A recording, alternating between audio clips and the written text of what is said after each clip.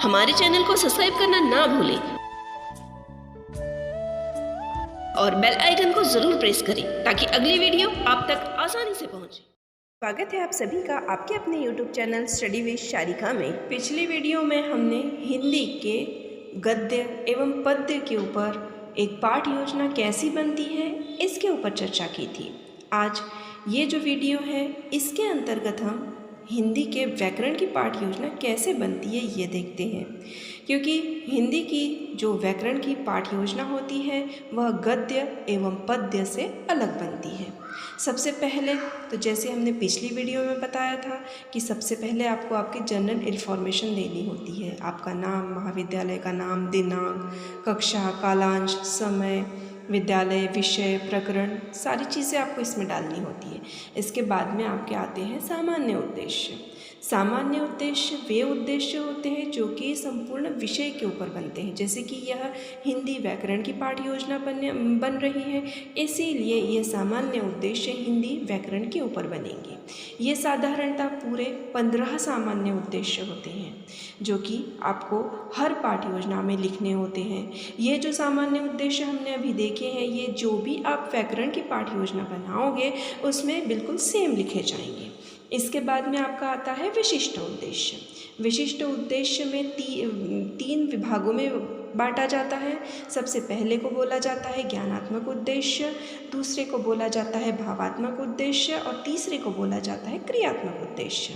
इसके अंदर ज्ञानात्मक उद्देश्य वे उद्देश्य होते हैं जो कि हम टॉपिक पढ़ा रहे होते हैं, उस टॉपिक से रिलेटेड विद्यार्थियों के ज्ञान में किस तरीके से वृद्धि हो रही है ये दिखाया जाता है ज्ञानात्मक उद्देश्य के अंतर्गत। उसके बाद में भावात्मक उद्देश्य में जो हमने टॉपिक विद्यार्थियों को पढ़ा दिया है उससे रिलेटेड उनमें कौन सा परिवर्तन आया है इसके ऊपर यह उद्देश्य बनाए जाते हैं।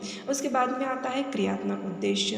क्रियात्मक उद्देश्य का मतलब वो होता है जिसके अंतर्गत हमने जो विद्यार्थियों को टॉपिक पढ़ा दिया है उस टॉपिक से रिलेटेड विद्यार्थी किसी तरीके से चार्ट बना सकेंगे, चित्र बना सकेंगे, मॉडल बना सकेंगे, तुलना कर सकेंगे, सूची बना सकेंगे।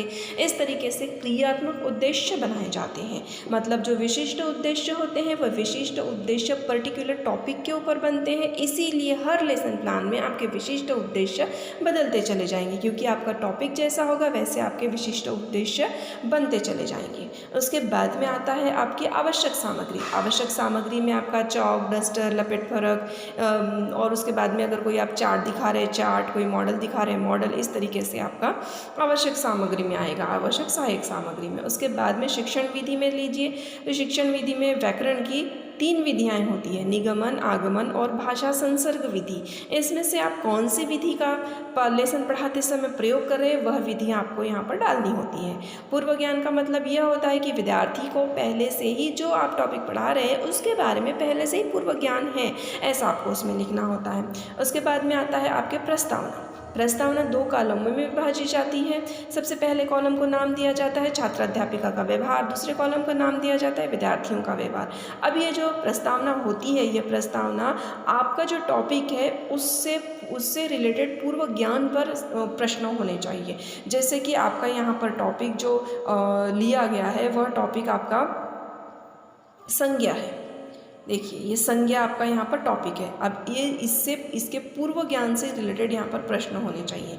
जैसे कि यहाँ पर पूछा गया आपका नाम क्या है, फिर आंसर दिया गया मेरा नाम रोहन है। फिर जो छात्राध्यापिका है उसने कक्षा में डस्टर दिखाते हुए कहा कि ये क्या है और विद्यार्थियों ने जवाब दिया ये डस्टर है। फिर और अगला क्वेश्चन आया कि आप किस शहर में रहते हैं, हम बुरहानपुर में रहते हैं। फिर मेन प्रश्न के ऊपर आया जिसे समस्यात्मक प्रश्न कहते हैं, जिससे उसमें पूछा कि अच्छा बताइए रोहन, डस्टर और बुरहानपुर ये सारे नाम क्या है। अब यहाँ विद्यार्थियों को नहीं पता है, इसलिए यहाँ पर समस्यात्मक प्रश्न बनाया गया है। मतलब जो भी आपका प्रस्तावना प्रश्न होते हैं वो ज़िगज़ैग वे में पूछे जाते हैं। पहले प्रश्न के आंसर के आधार पर आपका दूसरा प्रश्न निर्माण होता है, दूसरे प्रश्न के आंसर के आधार पर आपका तीसरा प्रश्न निर्माण होता है। और समस्यात्मक प्रश्न वो प्रश्न होता है जिसके द्वारा विद्यार्थी उसका आंसर नहीं दे पाते हैं, लेकिन उसका आंसर आपको देना होता है। और जब आपका उसका आंसर देते हैं तो उसका इनडायरेक्टली आपका जो टॉपिक होता है उसका नाम आता है। जैसे कि देखिए उसी को उद्देश्य कथन कहते हैं। थे। जैसे यहाँ पर उद्देश्य कथन बनाया गया कि आज हम संज्ञा तथा उसके भेदों के बारे में का अध्ययन करेंगे। लास्ट का जो उनका प्रश्न था उसी के आधार पर उनका उद्देश्य कथन बनाया गया। और उसके बाद में आता है प्रस्तुतिकरण का कॉलम। प्रस्तुतिकरण के कॉलम में 3 भागों में विभाजित किया जाता है। सबसे पहला होता है शिक्षण बिंदु, दूसरा होता है छात्र अध्यापिका का व्यवहार, तीसरा होता है विद्यार्थियों का व्यवहार। आपको ध्यान रखना है कि गद्य और पद्य में आदर्श वाचन, मौन वाचन, अनुकरण वाचन इनका प्रयोग किया जाता है, लेकिन व्याकरण की जो पाठ्य योजना बनती है उसमें इन तीनों चीज़ों का प्रयोग नहीं होता है। इसमें डायरेक्ट आपकी पाठ्य योजना बननी शुरू हो जाती है। जैसे कि यहाँ पर संज्ञा बता रहे तो पहले उन्होंने संज्ञा की परिभाषा ब्लैक बोर्ड के ऊपर लिखी है। अब यहाँ पर अगर आप ब्लैक बोर्ड के ऊपर लिख रहे हैं तो आपको यहाँ पर ब्लैक बोर्ड का यूज़ करना है, मतलब ब्लैक शीट आपको वहाँ पर लगानी है। इन्होंने यहाँ पर ब्लैक शीट नहीं लगाई है, लेकिन आपको ब्लैक शीट लगानी है। और उसके बाद में उन्होंने एग्जाम्पल भी दिया है। एग्जाम्पल के बाद में सीधे संज्ञा जो उन्होंने बताई है वो संज्ञा के ऊपर आधारित कुछ प्रश्न पूछे हैं, नॉर्मल प्रश्न पूछे हैं और उसके आंसर लिए गए हैं। अब उसके बाद में चार्ट दिखाए, शामपट के ऊपर उन्होंने एक वाक्य लिखा, वह पुस्तक पढ़ता है, यह उन्होंने वाक्य लिखा। अब यहाँ पर भी उनकी ये गलती हुई कि यहाँ पर उन्हें ब्लैक शीट चिपकानी थी और उसके ऊपर उन्हें लिखना था। और उसके बाद में उन्होंने प्रश्न पूछा, वाक्य जो लिखा गया उसी के आधार पर उन्होंने अगला प्रश्न पूछा। देखिए ऐसा ही उनका पूरा के पूरा पाठ्य योजना बन रही है। आपको ध्यान रखना है हर पेज के ऊपर आपको आपके जो कॉलम्स होते हैं उस कॉलम्स के नाम लिखने चाहिए। शिक्षण बिंदु, छात्र अध्यापिका का व्यवहार, विद्यार्थियों का व्यवहार हर कॉलम में आएगा। देखिए ये सारी की सारी पाठ्य योजना बन रही है। अब यहाँ पर इनकी और एक गलती ये हुई है कि इन्होंने संज्ञा के भेद बताए हैं, लेकिन इस संज्ञा के भेद को वो ब्लैक बोर्ड पर भी शो कर सकते थे। उसी की तरह ये जो उन्होंने नीचे चार्ट दिखाया ये चार्ट पेपर पर भी शो कर सकते थे। मतलब जो चीज़ हमें चार्ट पेपर पर दिखानी हो, कलरफुल चार्ट पेपर आपको लगाना है, उसके ऊपर आपको डायग्राम बनानी है और उसके नीचे फिर आपको लिखना है।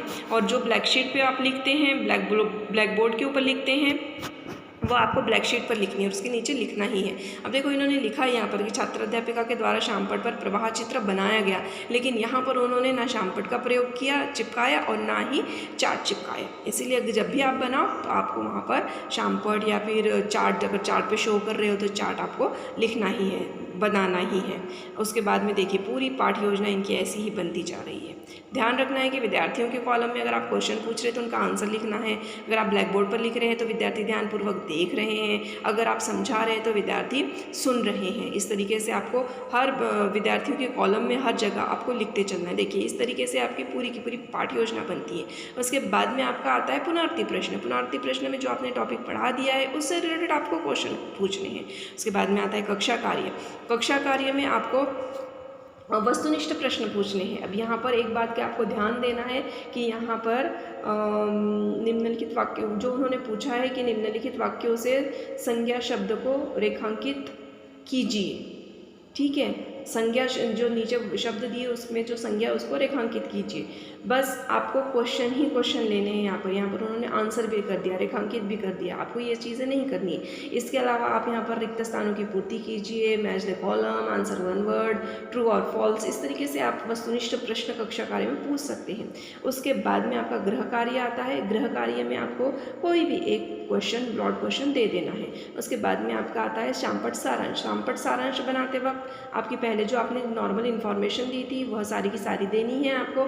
उसके बाद में शिक्षण बिंदु के अंदर जितने भी आपने पॉइंट्स दिए वो पॉइंट 1, 2, 3, 4 करके आपको लिख देने हैं। उसके बाद में 3 सिग्नेचर आती है, छात्र अध्यापिका के हस्ताक्षर, विषय शिक्षक के हस्ताक्षर एवं पर्यवेक्षक के हस्ताक्षर। यह फिर आपका कॉलम बनता है। ध्यान रखना है आपको कि जब भी आप जो भी पाठ्य योजना बना रहे हैं उसमें किसी भी तरीके की लाइन नहीं छोड़नी है।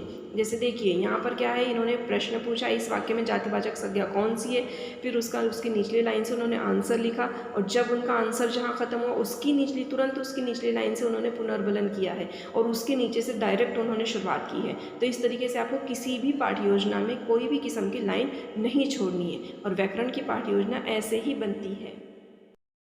उम्मीद करती हूँ आपको मेरी ये वीडियो अच्छी लगी होगी। हमारे चैनल को सब्सक्राइब करना ना भूलें और बेल आइकन को ज़रूर प्रेस करें ताकि अगली वीडियो आप तक आसानी से पहुँचे। धन्यवाद।